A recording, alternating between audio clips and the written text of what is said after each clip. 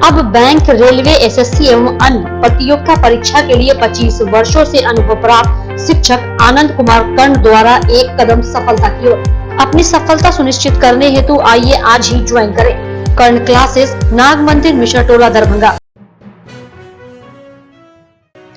बिहार विधानसभा के स्पीकर ने सदन की कार्रवाई सुचारू रूप से चलाने और शराबबंदी के मामले पर सभी पक्षों में एक राय पर बनाने के लिए एक सर्वदलीय बैठक बुलाई। इस सर्वदलीय बैठक में संसदीय कार्य मंत्री विजय चौधरी, स्पीकर विजय कुमार सिन्हा के साथ साथ नेता प्रतिपक्ष यादव और तमाम दलों के प्रतिनिधियों ने भाग लिया। इस बैठक में विपक्ष ने सत्ता पक्ष पर विपक्ष की आवाज दबाने का आरोप लगाया और शराबबंदी के साथ साथ अन्य मुद्दों पर विधानसभा में बहस की मांग की। वहीं स्पीकर ने सदन चलाने के लिए सभी दलों, पक्ष और विपक्ष दोनों का सहयोग मांगा। नल जल योजना को लेकर राजद के विधायकों द्वारा हंगामा किया गया। नारा लगाते हुए कहा गया कि नल जल योजना में लूट है। नल जल योजना के नाम पर गांव को बर्बाद किया जा रहा है और सरकार के अधिकारियों द्वारा करोड़ों की लूट की जा रही है। जो पहले से बना हुआ था उसको कोड़ कर और 1.5 फीट पर वो पाइप बिछाया गया है। सरकार कहीं न कहीं वो आर्थिक टैक्स उससे ले रही है, इसलिए यह काम पूरा नहीं हो सका। इसलिए साथ ही से योजना लूट का योजना है, इसका हम लोग विरोध हैं। अखिल भारतीय व्यावसायिक परीक्षा के सैद्धांतिक विषयों की 2021 सत्र की परीक्षा सीबीटी कंप्यूटर के माध्यम से लिए जाने के विरोध में बिहार राज्य निजी आईटीआई संघ ने राजधानी में जमकर प्रदर्शन किया। वहीं आईटीआई संचालकों का कहना है कि बिना किसी तैयारी के और बिना किसी सुविधा के कंप्यूटर के माध्यम से परीक्षा ली जा रही है, जो गलत है। सरकार ओएमआर शीट से ही परीक्षा ले और अगली बार पूरी तैयारी के साथ कंप्यूटर से परीक्षा ली जाए। बात की बात है कि देश में सिपाही को हम लोग रिटर्न लेते हैं और टीचर को दौड़ा के परीक्षा लेते हैं। ठीक उसी तरह अभी यहाँ स्थिति आ गई है कि आईआईटी, इंजीनियरिंग और मेडिकल के छात्रों का कंप्यूटराइज बेस एग्ज़ाम नहीं हो रहा है। जो बच्चा को हम लोग पेचकस पिलास पकड़ने के लिए सिखाते हैं यानी स्किल्ड लेबर बनाते हैं, उनको ये कहते हैं कि सीबीटी एग्ज़ाम लीजिए। चलिए, उसके लिए भी हम लोग तैयार हैं कि आप सीबीटी लीजिए, लेकिन पहले अपना व्यवस्था दुरुस्त कीजिए। आपके पास कंप्यूटर नहीं है, पर्याप्त साधन नहीं है जिससे कि बच्चे बैठ सके। 95,000 छात्र हैं पूरे सिर्फ बिहार में जो कि सीबीटी का एग्ज़ाम देंगे और इनके पास 7,000 8,000 ही कंप्यूटर हैं। आप सोच लीजिए कि 95,000 गुने 5 सेशन से बच्चा है, करीबन 3 साढ़े 3 लाख बच्चा कैसे एग्ज़ाम देंगे 7,000 कंप्यूटर पे। ये करीबन 1.5 साल 2 साल तक एग्ज़ाम चलता रहेगा। तो इससे आईटीआई पढ़ाया जाएगा कि सिर्फ परीक्षा लिया जाएगा?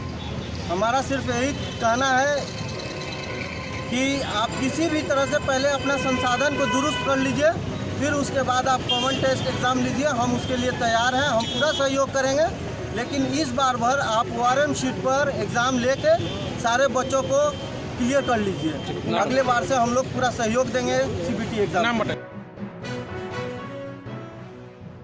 पटना के गांधी मैदान थाना क्षेत्र स्थित मगध महिला कॉलेज के बाहर छात्रों ने जमकर हंगामा प्रदर्शन किया। दरअसल मगध महिला कॉलेज छात्राओं की फीस में वृद्धि को लेकर मगध महिला कॉलेज के गेट को छात्रों ने ताला से जड़ दिया। वहीं कॉलेज प्रशासन और प्राचार्य के खिलाफ छात्रों ने मुर्दाबाद के नारे भी लगाए। बहरहाल पटना विश्वविद्यालय छात्र संघ के अध्यक्ष मनीष यादव ने कहा कि एक तरफ सरकार बेटी पढ़ाओ बेटी बचाओ का नारा देती है, वहीं दूसरी तरफ कॉलेज में मनमाने ढंग से फीस में बढ़ोतरी कर गरीब छात्रों को शिक्षा से वंचित कर रही है। कर रहे हैं आप लोग? देखिए, एक तरफ बिहार का सबसे बड़ा विश्वविद्यालय है, अब जहां पढ़ने में गरीब के बाल बच्चे तो नहीं आ पाएंगे। मगध महिला जहां छात्राएं रहती है वहां 3 गुना फीस कर दिया गया, बिना किसी विचार के, बिना कुलपति, बिना मुख्यमंत्री, बिना छात्र संघ के, बिना किसी कमेटी बुलाए हुए। हम पूछना चाहेंगे कि जिस तरह से बेटी बचाओ बेटी पढ़ाओ का नीतीश कुमार बात कर रहे हैं, बेटियां यहाँ तो पढ़ेगी ही नहीं। गरीब देहात से आए हुए मजदूर किसान के बाल बच्चे वो लोग पिछड़े आदिवासी के बाल बच्चे जिनके पास पैसे ही नहीं रहेंगे, हॉस्टल फी 10,000 है। इसी विश्वविद्यालय में हम लोग का फी 3,000 है और लड़कियों का फी 10,000। लड़कियों को झूठा आरक्षण दिया जा रहा है, लड़कियां स्नातक पास करेगी ही नहीं। नीतीश कुमार कहते हैं 50,000 रुपया देंगे, नीतीश कुमार कहते हैं 36%, 32% आरक्षण देंगे। हम पूछना चाहते हैं जब वो यहाँ से स्नातक ही नहीं करेगी, आप उन्हें पैसा कहाँ से दीजिएगा? आप उन्हें विभिन्न विभागों में कहाँ से आरक्षण दीजिएगा? नीतीश कुमार जी, आपने तो रोकने की साजिश यहाँ से कर दी है। राष्ट्रीय लोक समता पार्टी का जनता दल यूनाइटेड में विलय बिहार की जनता के लिए और एनडीए गठबंधन के लिए एक शुभ संकेत है। उपेंद्र कुशवाहा बिहार में कुशवाहा समाज के एक प्रतिष्ठित नेता हैं और उनके किसी कारण से एनडीए गठबंधन छोड़ने के कारण एनडीए थोड़ी कमजोर तो जरूर हो गई थी, किंतु उन्होंने इस बात को बहुत स्पष्ट रूप से स्वीकार भी किया है कि बिहार की जनता ने पिछले चुनाव में जो निर्णय लिया है उससे उनका मुंह भंग हुआ है और वो इस बात को समझ गए हैं कि जनता ने यह स्पष्ट संकेत किया कि उन्हें कहां रहना चाहिए। अतः वह अब जीवन में बचा बाकी का समय नीतीश कुमार के साथ राजनीति करने की बात कही। यह एक बहुत अच्छा शुभ संकेत है बिहार के लिए। नीतीश कुमार ने भी बहुत उदारता पूर्वक उनको जनता दल यूनाइटेड में संसदीय बोर्ड का अध्यक्ष बनाया। यह बिहार की राजनीति के लिए बहुत ही लाभदायक सिद्ध होगा और सार्थक भी, जो बिहार को विकास की ओर ले जाएगा।